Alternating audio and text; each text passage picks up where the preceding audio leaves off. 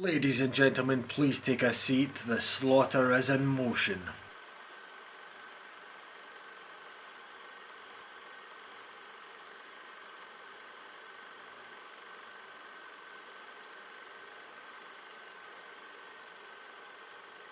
Welcome to Celluloid Slaughter with your hosts, James and Joe. Hey, Joe. Jim. Joe. Jesus. So, what did I just show you? You just put on for me Wishmaster. Not only did I put it on, I found the original DVD The from original DVD that we own. from what was it, 98 or something? Yeah. 99. Joe, tell them about the disc real quick. So, this is the oldest one of those DVDs I think we own, and it is covered in scratches. It's a combo pack from Artisan DVD. Oh my god, it's those DVDs back in the day where they had the disc on both sides, so you had to flip it. Oh, what's on the other side? Wishmaster 2. Oh no, should we do a double feature? And it has all this 16 by 9 widescreen, and I gotta tell you, it's one of the most scratched DVDs I've ever seen. It's absolutely just... Covered in a 20-year-old KFC as well. And I gotta say, it played without skipping once. That we know of. The plot was so bad. The editing and plot was so bad that we were pretty sure it didn't skip once. But if it did, we definitely didn't notice. I can tell you from my experience of watching this repeatedly over and over 20 years ago, that those are intentional cuts and transitions. I gotta ask you before we get into it, would you be down to watching the second one at any time? I absolutely would, because you're saying the second one's better. The deaths are more creative. Yeah, I remember Hector. He has a death scene where his lawyer's talking to him in some kind of prison room, and I wish you'd my lawyer to fuck himself or something, and then his lawyer's body starts transforming and starts humping himself, and he dies doing so. At least I think that's what happened. I don't remember. It's been over 20 years since I've seen it. I would find it absolutely funny if we watched this movie and that's not what happens at all. Hector's not even in the movie. Yeah. So the first one came out in 97 and the second 99. Wow. That's crazy. It was horrible. Just straight up. It was so horrible. Bad it's good. It was so great. Oh, what a way to start off 2021 with Wishmaster. Yeah. You know what?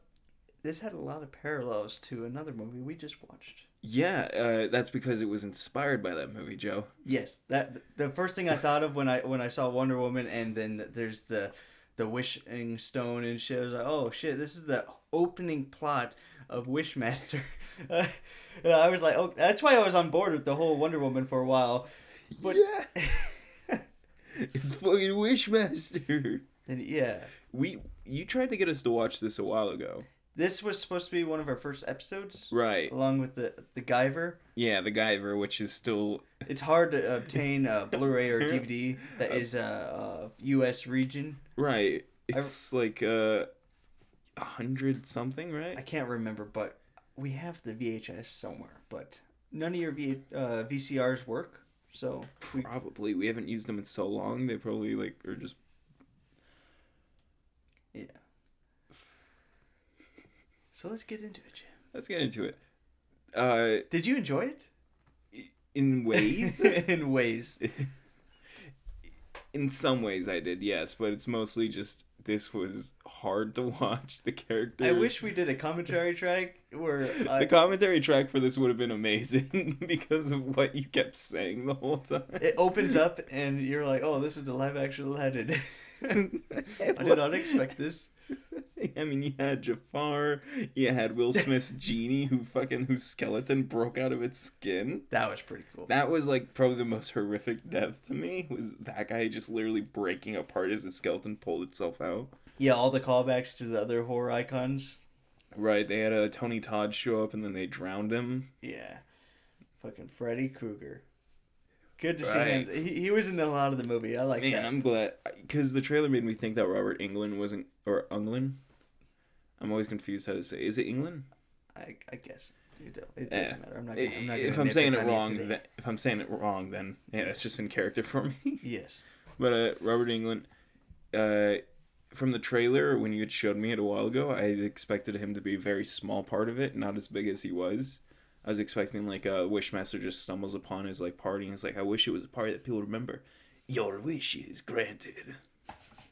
You know, for the longest time, the guy that plays Wishmaster, I thought he was dead. That's why he was only in the first 2 movies.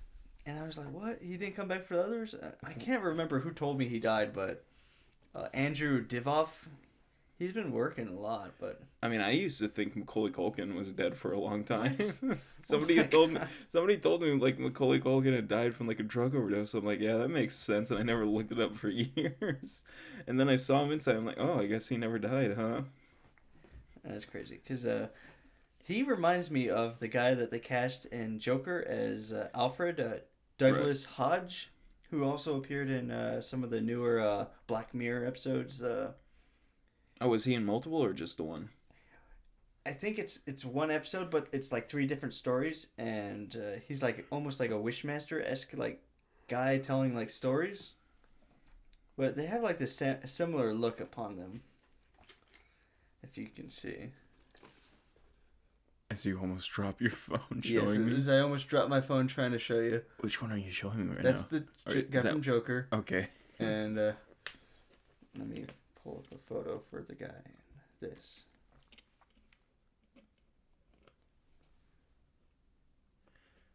Yeah. Wow. Yeah. Yeah, I see it. Oh, well, yeah. Just minus the acne scars, yeah. What was up with his suit? They put him in I can't tell. A weird suit, by the way, because it was blue? No, it was a black suit with a blue shirt and a blue tie. But his whole color scheme is red. Right. He was red and brown, and they gave him a black and blue suit. It was like, they made his eyes blue, but it was like an unnatural blue because it was bleeding over and everything. Yeah, I didn't like that at all. They were like pure... That was probably the biggest mistake. Instead of giving... Because he was clearly wearing contacts. Right. They should have given him red eyes or something. Right. Like a... Maybe they fade in and out, you know, whenever he's doing a wish. Show it's activated. I mean, I wish they would have just kept the contacts he had as Wishmaster. Yeah. Like, they kind of gross. Like, it would be kind of, like, off, and it would be, like, yeah. Yeah, they, like, click on when he's doing something. Right, he already looks unnatural as a human. Give him, like a brown and red suit or something, or right. Something reddish. And then they got Robert Englund dressed up in the clothes that, like, I wanted to see him in. No, I have this color scheme. You can't take this from me. You can't. That's probably what it was. I get to wear 5 suits the whole movie. You only get to wear 1. So the lead are Sarah Connor-esque Linda Hamilton, Tiffany something / Dee Reynolds from It's Always Sunny looking character. Oh wait, sorry, not Tammy Lauren. Tammy Lauren. Okay, well she keeps having these little spurts of like where she visualizes like the Wishmaster killing someone. Right. So the Wishmaster is like granting someone's wish, which is always killing someone. It's never anything else. It's very weird how that's always like the roundabout. It's like, man, I want to get that guy dead rights. Guess you gotta kill him. Yeah. Oh man, I'd love $1 million. Guess your grandma died. I'd love to be beautiful ever. Guess you die and become a mannequin. That one makes sense.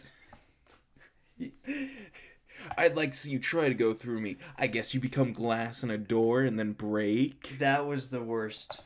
Then the glass shatters, and it's like a Billy 3D Mays. movie. How could they kill Billy Mays like that, Joe? Well, with his mullet and perfectly cut beard. That was a very nice cut. I tell you what. With the Hank Hill accent. I'd like to see you try. Oh God, Bobby. Well, Tammy Lauren keeps doing these little bursts of where she's screaming and falling on the floor like. Right, and it's amazing because everyone's like, "Are you okay?" And it's Robert Englund holding her, and she's like, "Ah!" That was a bit over the top. I feel like they should have fixed that. Tone that down and don't go so crazy with the camera angle on our face whenever that happened. No, Joe, go crazier. You're thinking too small. But I used to really enjoy this. And the question I ask myself, do I still? And I don't know. I don't think so. After watching Sam Raimi's brother be crushed to death, Joe, can you say this was a good movie? I thought that was Sam Raimi for the longest time growing up, but that was his brother from... Yeah, I guess I gotta watch the second one to like totally understand if I really enjoyed it still, but I don't know if I want to do that. Is this today. What I remember it being? Yeah, it's I watch this all the time over and over. How did I do that to myself? Were you ever scared of it when you were a kid or something? No, I enjoyed like all the practical. You enjoyed watching the guy be torn apart as his skeleton ripped out of its body as a kid? Yes. Monster. I enjoyed a lot of things that are questionable, who have done things to my psyche.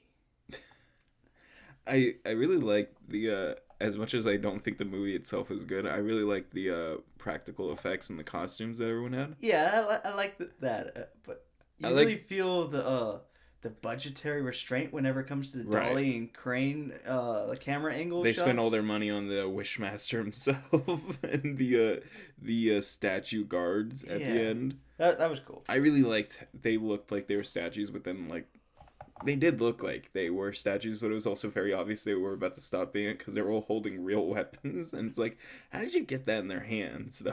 Yeah. How does that work? How'd you get that bow strung up like that? Did they chisel it specifically to put a real bow in its hands? What's the verdict, Jim? Are we doing it out of 10? Let's just say it's your first time watching this. Right. Is this shit, or is it actually not that bad? Cue the bloody music.